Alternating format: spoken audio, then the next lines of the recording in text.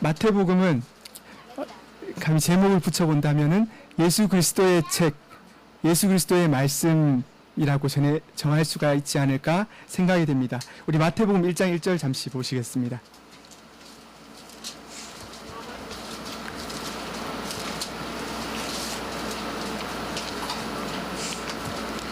제가 읽겠습니다. 아브라함과 다윗의 자손 예수 그리스도의 계보라라고 되어 있습니다. 원문에는 조금 순서가 달리 되어 있습니다. NIV 성경에도 예수 그리스도의 계보인데 이는 다윗의 자손이시요 아브라함의 자손이시다라고 되어 있습니다. 의도적으로 마태복음의 저자인 마태가 다윗의 자손이심을 조금 더 강조하고 있는 것은 구약 성경에서 끊임없이 예언했던 구약의 이스라엘 백성들을 구원할 그 메시아가 장차 오실 그 메시아가 다른 누구도 아닌 바로 다윗의 자손 예수 그리스도임을 마태복음의 저자는 강조하고 싶었던 것으로 보입니다. 그래서 마태복음은 방금 보신 1장 1절부터 넘기시면 4장 16절까지 구약의 그 예언되었던 바로 그 메시아가 다윗의 자손이 바로 예수 그리스도이시다. 그 예수 그리스도가 바로 구약의 그 예언된 메시아시다라고 4장 16절까지 변증하면서, 그리고 4장 17절부터 16장 20절까지는 예수 그리스도께서 오셔서 그의 사역을 시작하십니다. 그가 선포하시고 끊임없이 말씀하시고, 특별히 5장부터 시작되는 산상수훈으로부터 바리새인과 서기관들이 알고 있는 율법의 수준, 너희가 알고 있는 의의 수준보다 더 나은 의를 요구하시면서 우리의 신앙인들에게 요구하시는 말씀이 계속적으로 선포되어집니다. 그리고 16장 21절부터 28장 20절 끝까지는 이제는 잡히시고 죽으시고 고난당하실 것, 그리고 부활하실 것을 말씀하고 계십니다. 오늘 본문은 다시 오늘 본문을 가서 보시면요, 22장 34절입니다. 오늘 본문은 예수 그리스도께서 곧 잡히시고 죽으시고 이제 부활되기 이전에 이제 바리새인 사두개인들과 계속해서 논쟁하는 장면의 한 일부입니다. 보시면 당시에 종교 지도자였던 바리새인 사두개인, 내가 하나님 말씀을 다 아노라 하고 내가 613가지를 뭐뭐 하라 뭐뭐 하지 말라라는 것들을 자기들이 임의로 정리해서 나는 이것들을 엄히 알고 잘 지키는 자들이라고 자기들만의 틀을 갖추어서 자기들 안에서는 멋지게 그룹을 지어서 사두개인들 한 무리 그리고 바리새인들 한 무리를 지어서 자기들끼리 각자 동일하게 잘났다고 우리가 의롭다고 주장하면서도 사두개인파, 바리새인파가 서로 싸우고 있던 시절이었습니다. 그래서 보시면 오늘 본문은 세 번째 질문에 해당되고 있습니다. 우리 22장 15절 보시면요, 같이 읽으실까요? 시작. 이에 바리새인들이 가서 어떻게 하면 예수의 말에 올무에 걸리게 할까 상의하고, 그들이 모여서 이제 예수를 올무에 걸리게 할까 하고 심중에 동기를 가지고 이제 접근을 합니다. 그래서 첫 번째, 가이사에게 세금 바치는 것을 가지고 세금에 관한 질문을, 자기는 이미 알고 있는 논점이니까 예수께서 어떻게 대답하시는지 보자 하고 세금에 관한 질문을 던지는데 예수님은 멋지게 변증하십니다. 21절 보시면요, 이르되 가이사의 것이니이다. 이에 이르시되 그런즉 가이사의 것은 가이사에게, 하나님의 것은 하나님께 바치라 하시니 그들이 이 말씀을 듣고 놀랍게 여겨 예수를 떠나갑니다. 아무 소리 못하고 떠나갑니다. 곧이어서 또 이제 이에 질세라, 부활에 관한 논증을 부활이 없다라고 사두개인들은 주장했습니다. 바리새인과 달리 부활이 없다라고 주장했던 사두개인들이 예수께 이것을 가지고 부활에 관해서 질문을 던집니다. 23절 보시면요, 부활이 없다는 사두개인들이 그날 예수께 와서 물어 이르되 선생님이여, 모세가 일렀을 때 사람이 만일 자식이 없이 죽으면 그 동생이 그 아내에게 그 아내에게 장가들어 형을 위하여 상속자를 세울지니라 하였나이다 라고 하면서 구약의 계대 결혼법을 이야기하면서, 당시에는 계통을 이어가는 게 중요했기 때문에 남편이 죽으면은 남자의 형제와 결혼하는 관습이 있었는데, 그거에 대해서 부활과 관련해서 질문을 던지니 예수님께서 말씀하시기를 32절에 보시면은 나는 아브라함의 하나님이요 이삭의 하나님이요 야곱의 하나님이로라 하신 것을 읽어보지 못하였느냐. 하나님은 죽은 자의 하나님이 아니요 살아있는 자의 하나님이시니라라고 하시면서 아브라함과 이삭과 야곱이 이미 수천 년 전에 죽었지 않느냐. 그렇지만 내가 아브라함의 하나님이었고 이삭의 하나님이었고가 아니라 아브라함의 하나님이요 이삭의 하나님이요 야곱의 하나님이라 하는 것은 그들이 지금 이 하늘에서 나와 함께 거하고 있고 그들이 여전히 영원한 하나님의 자녀, 나의 자녀로서 나와 함께 거주하고 있느니라 라고 하시면서 멋지게 또 한번 부활에 관한 질문을 변증하십니다. 그러고 나서 등장하는 것이 오늘 본문입니다. 구약에 있는 모든 율법들을 잘 지키는 내가, 그렇다면 이것에서 가장 큰 계명이 무엇일까? 예수께서 어떻게 대답하시는지 한번 보자. 사두개인들이 그 앞에 질문을 했다가 멋지게 예수님에 의해서 패배를 당하고 나서 이것을 본 꼬셔하는 바리새인들이 이제 질문을 합니다. 바리새인들이 모여가지고 그 중에서도 우두머리격인 여기는 우리는 율법사라고 되어 있는데 그 중에서도 좀 더 지도자급인 율법사가 예수께 이런 질문을 합니다. 이 36절에 보시면요, 선생님, 율법 중에서 어느 계명이 크니까? 몰라서 물었는 게 아니라 아는가 보자입니다. 37절에 예수께서 이르시되 레위기 19장 말씀 인용하시면서, 그리고 먼저는 신명기 6장, 우리 친구들, 주일학교 친구들 잘 아시죠? 쉐마 이스라엘, 들으라 이스라엘. 그래서 내 마음을 다하고 목숨을 다하고 뜻을 다하여 주 너의 하나님을 사랑하라 하셨으니 이것이 크고 첫째 되는 계명이요. 그러면서 레위기 19장 말씀, 둘째도 그와 같으니 내 이웃을 내 자신같이 사랑하라 하셨으니 40절에 이 두 계명이 온 율법과 선지자의 강령이니라 라고 말씀하고 있습니다. 주목할 것은 그와 같으니라고 해서 하나님 사랑과 계명과 이웃 사랑의 계명이 똑같은 종류의 것이라고 생각하기보다는 하나님 사랑의 계명이 전부인데, 그와 같다는 것은, 그와 같은 것은 하나님 사랑의 계명이 전부인데 하나님을 사랑하는 존재요, 하나님 사랑을 가진 내용으로서 가진 사람은 마치 거울을 비추듯이 이웃 사랑의 내용을 가질 수밖에 없다는, 그만큼 중요하게 이것을 강조하시는 이유는 23장 5절에 보시면요, 그 옆에 그들의 모든 행위를 사람에게 보이고자 하나니에 있는, 그들의 행위를 모든 사람에게 보이기에 급급한 사두개인과 바리새인들에게 일침을 가하시기 위한 예수님의 논증인 것입니다. 40절에 보시면요, 이 두 계명이 온 율법과 선지자의 강령이니라 라고 되어 있는데, 조금 더 이제 우리 헬라어 성경에 보면은 주어가 온 율법과 선지자입니다. 그러니까 온 율법과 선지자가 이것에 걸리는데, 뭐에 걸리냐면은 이웃 사랑과 그 전에 앞서는 하나님 사랑에 걸린다. 구약에 있는 모든 율법들을 요약하면은 39권의 구약에 있는 모든 하나님의 말씀들을, 신명기를 포함한 모든 말씀들을 요약하면은, 그래서 짜라서 내면은 하나님 사랑이요 이웃 사랑이라는 말씀입니다. 그래서 하나님 사랑을 이야기하고 있고 이웃 사랑을 이야기하고 있습니다. 오늘 본문은 마가복음과 누가복음에도 등장하고 있습니다. 마가복음 12장에 28절부터 34절까지 등장하고 있는데, 오늘 본문은 이제 온 율법과 선지자의 강령이라 하고 예수님께서 말씀하시고 나니까 바리새인들도 아무 대답을 하지 못합니다.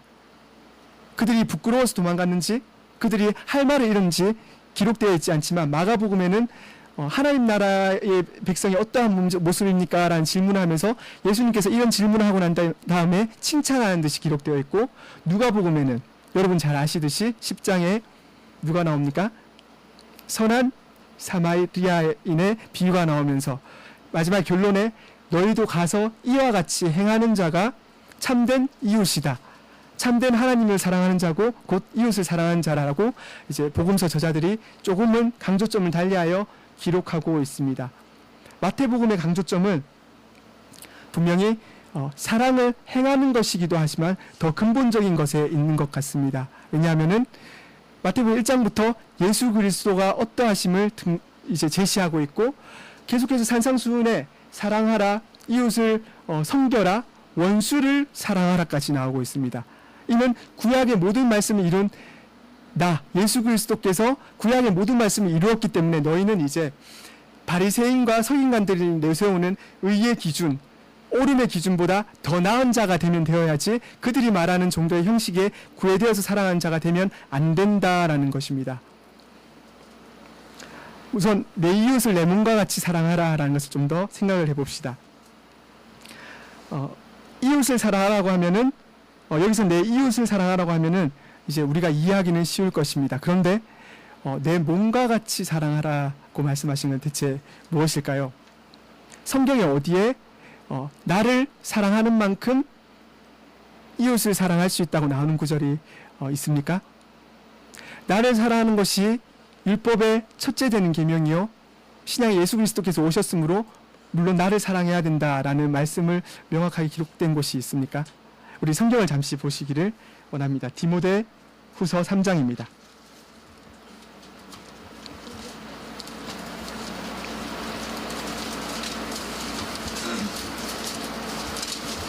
디모데후서 3장 1절부터 보시겠습니다. 우리 같이 읽어보실까요? 너는 이것을 알라. 말세에 고통한 때가 이르러 사람들이 자기를 사랑하며 돈을 사랑하며 자랑하며 교만하며 비방하며 부모를 거역하며 감사하지 아니하며 거룩하지 아니하며 라고 해서 6절까지 7절까지 계속해서 말세에 지금 예수 그리스도께서 이미 오시고 난 이후에 도래된 현 시대의 상태를 설명하면서 당연히 사람들은 여전히 자기를 사랑하고 돈을 사랑하고 자랑하고 교만하며 비방하며 부모를 거역하는 것이 이 시대의 당연한 세태이고 갈수록 심해질 것이다 라고 말씀하고 있습니다. 성경은 자기 사랑을 죄라고 이야기하고 있습니다. 여기서 말하는 자기 사랑은 물론 돈을 사랑하는 자기 사랑, 남을 배려하기보다는 자랑하는 자기 사랑, 고린도서에서 나오는 은사를 설명하면서 나오는 최고의 법인 사랑의 그런 사랑이 아니라 여기서의 사랑은 조급하고 배신하는 사랑, 우리가 늘 가지고 흔히 볼 수도 있던 그런 사랑을 이야기하고 있는 것입니다. 자기 사랑은 죄라고 하고 있는데 그렇다면 여기서 내 이웃을 내 몸과 같이 사랑하라고 말씀하신 주님의 의미는 무엇일까요? 아까 말씀드렸듯이 주님은 우리 존재가 이미 이제 내가 왔으니 내가 와서 새로 규정되어진 새롭게 부여되어진 의미로서의 이제 신앙인들임을 이제 명시하고 말씀하고 있는 것입니다. 우리는 이제는 어떤 행위로서의 사랑이 아니라 이미 우리 존재 자체가 이미 하나님 사랑을 입은 자고 받고 태어난 자고 이미 우리 속에 하나님 사랑이 넘쳐 흐르는 자이기 때문에 마땅히 사랑할 수밖에 없는 자들로 된 것입니다. 그렇기 때문에 구약 성경의 모든 율법들이 이제는 하나님께서 우리를 사랑하셔서 주었는 것으로 이제 받아들여지고 구약의 모든 율법들이 하나님께서 그 저주를 내리시는 것도 우리를 위함이구나. 그렇게 엄하게 명령하시는 것도 우리를 위함이었네. 그렇게 명령하신 것도 우리의 안전한 울타리를 위한 것이었구나 이해하게 되는 것입니다. 보실까요? 창세기 1장 1절부터 태초에 하나님 천지를 창조하시고는 안식하셨는데 그가 혼자 좋으시려고 안식하셨는 게 아니라 안식일을 제정하심으로써 우리로 하여금 오늘날까지 7일의 패턴 속에서 가게 하심으로써 우리로 하여금 이 찌드는 세상 속에서 정신없이 달려가는 세상 속에서 하루를 정하셔서 우리를 위하셔서 우리가 우리 삶을 돌아보게 하시고 우리의 주인이 누군가 다시 한번 점검하게 하시고 7일 전체가 하나님의 날이지만 오늘 한 날 더욱더 하나님께 즐거이 우리 자신을 지친 몸임에도 불구하고 우리 자신을 내어 드림으로써 하나님으로부터 공급받는 새 힘을 누리게 하시고 타락하였음에도 불구하고 창세기 3장에서 그럼에도 불구하고 버리지 아니하시고 은혜 언약들을 주심으로써 계속해서 내가 구원자를 줄 것이다. 구원자를 줄 것이다. 이스라엘 백성들이 애굽의 종으로 있을 때에도 구해 줄 것이다. 애굽의 압제로부터 바로의 압제로부터 구원하여 주시고 그들의 불평 속에서 만나와 메추라기로 먹이시고 신명기에서 제2출애굽 세대 아빠 엄마들이 다 죽어서 그 하나님의 말씀을 전혀 모르는 세대들에게 거듭신 신명기는 다시 한번 거듭하여 준다는 의미입니다. 그래서 신명기에서 오늘 쉐마 네 하나님을 사랑하는 것이 너희의 안전을 위한 것이고 너희를 위한 것이다 라고 신이 말씀 주시면서 율법뿐만 아니라 선지서와 시가서도 하나님 사랑을 노래하는 것들이요 하나님께서 그의 사랑이 얼마나 깊은지를 탄성, 빚어내는 것이요. 다윗이 시편 51편에서 그렇게 범죄하였음을 고백하면서도 감사할 수 있었던 것은 자기의 어떠함이 아니라 하나님의 사랑의 깊음의 어떠함을 보았기 때문임을 성경은 계속해서 증언하고 있습니다. 여기에 우리의 행위의 어떠함을 바리새인과 서기관들처럼 어떻게 우리의 행위의 그 수준과 정도를 대입할 수가 있겠습니까? 하나님께서 사랑하라고 하실 때는 이미 우리에게 모든 사랑으로 자기가 이미 먼저 우리에게 다 주셨으므로 그 절정인 십자가로 이제 곧 마태복음 뒤로 가면은 예수께서 이루시겠지만 곧 십자가로 예수께서 가시는 길에 이미 그 사건을 다 보시는 예수 그리스도께서 우리에게 사랑을 다시 한번 말씀하신 것입니다. 그게 곧 하나님을 사랑하라까지 이어지는 것입니다. 구약의 신명기 27장에 보면은 저주를 받을지니라가 그 복을 받을지니라 보다 약 3배, 4배까지 많이 기록되어 있습니다. 그게 우리에게는 저주로 들리지 않는 이유는 마치 우리의 창조주이신 분이 우리의 구속주이시고 그 구속주가 우리의 아버지이심으로 마치 이와 같습니다. 우리 세연아, 가영아, 이것을 하지 않는 게 너희에게 유익이야. 너가 지금은 모르겠지만 장차 밝히 알 때가 올 거야. 그때는 너가 엄마 아빠한테 고마워할 거야. 이와 같은 내용들이 되는 것입니다. 그래서 우리는 하나님 사랑 안에 이미 거하고 하나님 사랑으로 존재 지어졌기 때문에 이제는 바리새인들이 이야기하듯이 아는 것으로 다투지 않는 수준에 이르게 됩니다. 내가 하나님 말씀 이만큼 아는데 저 교회는 우리가 보는 것과 기준이 달라. 그래서 배척하는 것이 아니라 하나님의 사랑을 이만큼 이해하기 때문에 이제 넉넉해지는 것입니다. 하나님이 하나님을 사랑하라는 것으로 저들을 한번 보자. 그렇다면 이웃사랑이 어떻게 의미되어지겠습니까? 내가 나를 사랑하듯이 이웃을 사랑한다는 의미는 하나님이 이미 주신 사랑의 관점으로 이웃을 보는 게 되어집니다. 하나님이 나를 보아주시는 방법으로 이웃을 보아주는 것.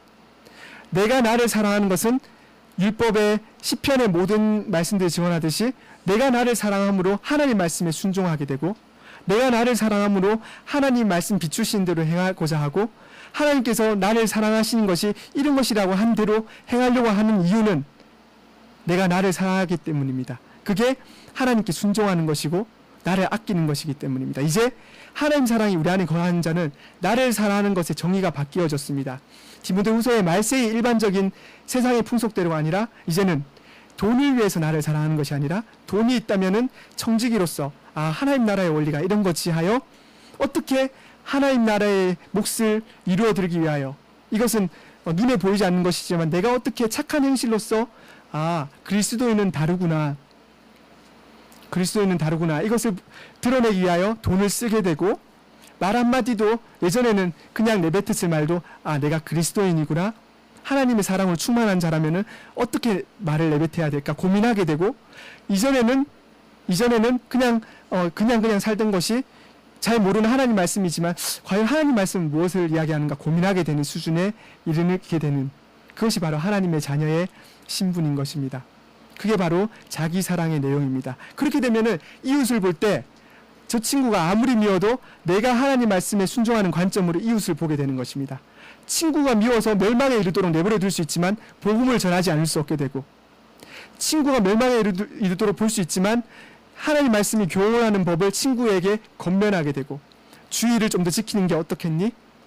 너 그렇게 돈 많은 거 이런 좋은 일을 위해 선한 일을 위해 쓰는 게 어떻겠니? 너 그렇게 귀한 재능 사실 너에게서 온 게 아니라 너는 믿지 않지만 하나님에게서 온 거야. 하나님에게서 온 거야. 그걸 많은 사람들을 위해서 주를 위해서 쓰면 어떻겠니가 되는 것입니다. 그게 바로 내 이웃을 내 몸과 같이 사랑하는 것이 되는 것입니다. 이렇게 되면은 하나님을 사랑하는 계명과 하나가 되고 연결이 되지요. 그래서 하나님은 이런 차원에서 이제 잡히시고 십자가에 달리시는데 내가 모든 사랑을 너희가 행위로든 너희가 마음의 노력으로든 이루어야 할 모든 사랑을 내가 십자가의 단번에 죽음으로 다 이루었으니 너희는 다만 내 사랑 안에 거하고 내 사랑을 누리고 마땅히 그 사랑의 입은 자처럼 살아라가 우리의 행동으로 나오는 것입니다. 그렇기 때문에 하나님의 말씀이 이제는 우리를 마치 족쇄를 채우는 것처럼 얽어매는 것이 아니라 이제는 내 능력이 없어도 이제 즐겁게 하나님의 말씀을 지키려고 애쓰게 되고 고군분투하게 되고 목숨을 다하게 되고 우리의 전인격을 다해서 하나님께 나아가게 되는 것입니다. 그게 오늘 주님이 주시는 교훈인 것입니다. 우리 교회 홈페이지에 보면은 정말 멋진 글이 하나 있습니다. 우리 교회 사역 소개가 나와 있는데요. 거기 보면은 두 번째 항목에 우리 교회 본연의 일을, 우리 교회는 이런 일을 합니다를 강조하면서 예배의 교회라는 제목으로 이렇게 되어 있습니다. 우리는 마음과 뜻과 목숨과 힘을 다하여 오직 한 분 여호와 하나님만 사랑하고 그 뜻 가운데 이웃을 사랑합니다. 예배는 모든 것을 내려받은 것으로 알고 삶 전체를 하나님께 올려드리는 것입니다. 하나님은 절대적으로 무조건 주시는 분이시므로 무엇이든 빚으로 여겨서 받기를 원하시는 분이 아닙니다. 원하지 않습니다. 예배를 통하여 하나님은 우리가 그를 경배하기를 원하십니다. 경외는 우리가 피조물로서 하나님을 조물주로 섬기는 것입니다. 샬롬이지요. 우리는 지음을 받았기 때문에 오직 지으신 분 안에서만 살아있습니다. 살아있음은 무조건 의지하는 것이고 그런 만큼 무조건 감사하는 것입니다. 이러한 신뢰와 감사가 예배의 경건을 이룹니다. 이 가운데 우리는 예배를 통하여 하나님께 간구하는 데 이릅니다. 이것이 오늘 본문이 말하는 하나님 사랑입니다. 그 다음 항목을 보시면 교리적 일치와 형제적 사랑이라는 제목으로 내용이 또 나오고 있습니다. 중간부터 보시면요. 십자가의 가로대와 세로대가 만나는 점, 사랑과 진리, 인애와 공의, 긍휼과 자비가 만나는 그 점에 주님께서는 못 박히셨습니다. 그리하여 우리 교회도 진리 가운데 서로 사랑하고자 합니다.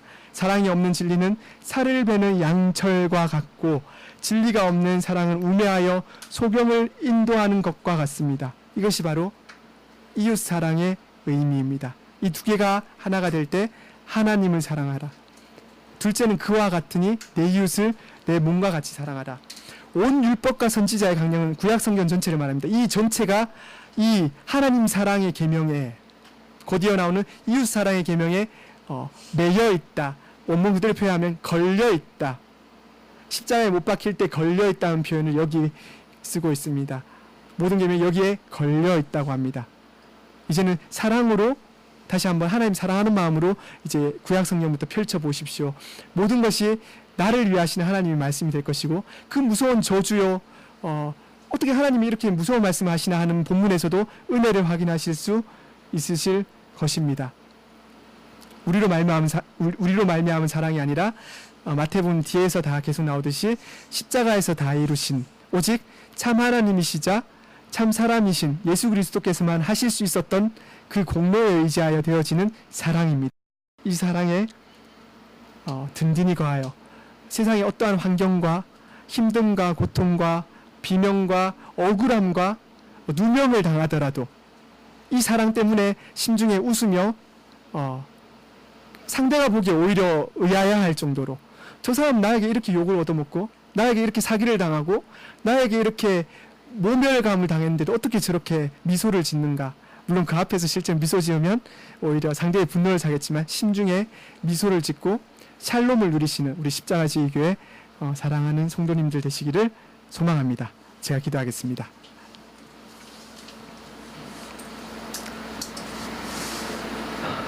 십자가로 다 이루신 주님의 사랑이 우리를 값으로 사셨으므로 우리가 오늘 이 자리에서 하나님께 예배를 드립니다. 그 사랑의 어떠함은 우리의 미련한 입으로 다 설명할 수 있는 바 아니요.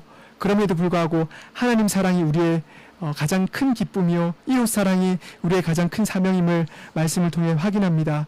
그들은 율법의 항목들로 다른 사람들을 비하시키고 다른 사람들을 저주하는 것에 즐거워했지만 우리는 이 하나님의 말씀으로 다른 사람들을 섬기고 세상을 섬기고 이웃을 섬기고 가족을 섬기고 교회를 섬기는 참된 그리스도인으로 삼아 주시옵소서. 모든 것 주께 의탁하오며 하나님께서만 영광받아 주시옵소서. 예수님 이름으로 기도합니다.